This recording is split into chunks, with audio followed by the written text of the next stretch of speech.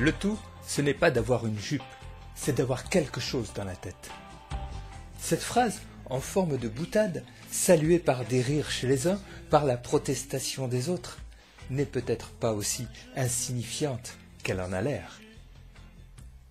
Ce que dit un archevêque doit être pris au sérieux, car, comme vous le savez, l'esprit souffle où il veut. Alors, pourquoi pas grâce à la bévue d'un cardinal?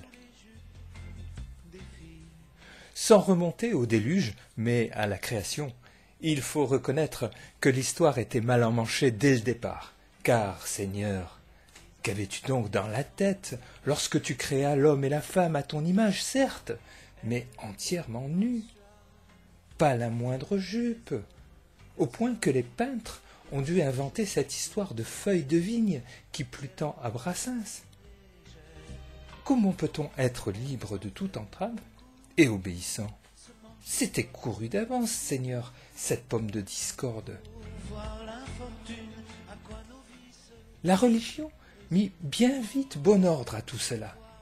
Et les nudités furtives de Noé ou de Suzanne ne sont là que pour rappeler qu'il faut toujours mieux sortir couvert et de préférence de la tête aux pieds. Si Grecs et Romains n'hésitaient pas à laisser tomber leur toge pour le bain public ou le stade, la robe restait de règle pour faire autorité. Trouvant bonne l'idée, l'Église à son tour adopta cette robe de pourpre et d'or pour signifier au menu peuple qui avait quelque chose dans la tête, à qui l'on devait obéissance. Il faudra quelques siècles pour que le fils d'un drapier, n'est-ce pas de la provocation, marchant nu dans les rues d'Assise, revendique sa liberté. François, libre, mais obéissant, nu, mais en robe de bure. 1515, non, pas Marignan, Philippe Néri. Dans une Rome où la robe était toute puissante, Philippe courait les rues avec la liberté que donne l'irrévérence. Et s'il fut cardinal, c'est peut-être, comme dit le coureur, à l'insu de son plein gré. Libre, mais obéissant. Et Sibérule, lui, ne rechigna pas à endosser le long drapé rouge. C'est sans doute pour mieux en raviver l'éclat, perdu dans l'inconsistance du clergé de l'époque. Obéissant, mais libre. À la Révolution, la robe est mise à mal. Place aux sans-culottes. Il faut bien reconnaître qu'au nom de la liberté, cela fit tourner et tomber quelques têtes. L'obéissance est mise à mal. Un pape ne sera pas de trop pour rappeler le troupeau bêlant des fidèles à plus d'aveuglement. Ralliez-vous à la soutane noire. Et la revoilà, la jupe, qui montre que l'on a quelque chose dans la tête. Car une soutane, tout Italien vous le dira, ce n'est jamais qu'un cotillon, une jupe de dessous.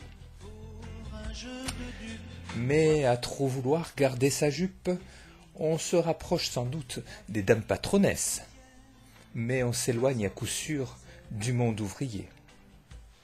Obéissant, mais libre, des prêtres choisissent de laisser tomber la jupe distinctive et d'endosser le bleu industriel.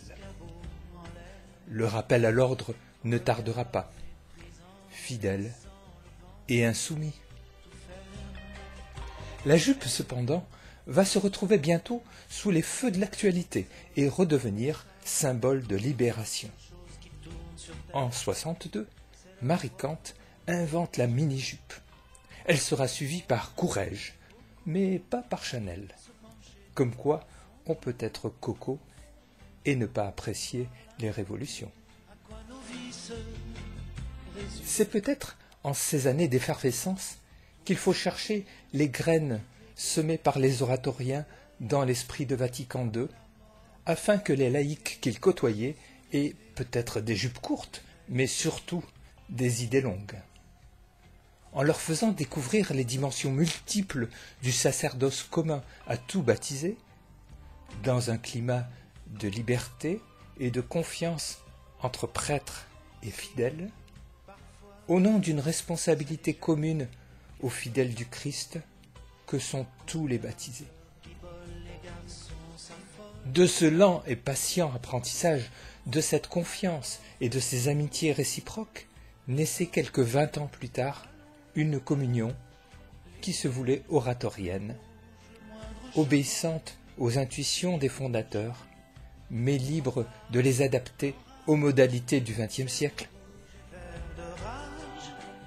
Le tournant du siècle suivant vit s'effondrer et s'écrouler en même temps que 2 tours les illusions d'un progrès contre l'obscurantisme. Les barbus aux longues robes assoient leur autorité sur la terreur et refusent aux femmes le droit d'avoir une tête bien pleine et même de la montrer. À Rome, le rappel à l'ordre est de mise face à la débâcle de la déchristianisation et à la concurrence des pentecôtistes. Il nous faut être visibles, et quoi de plus visible qu'une jupe?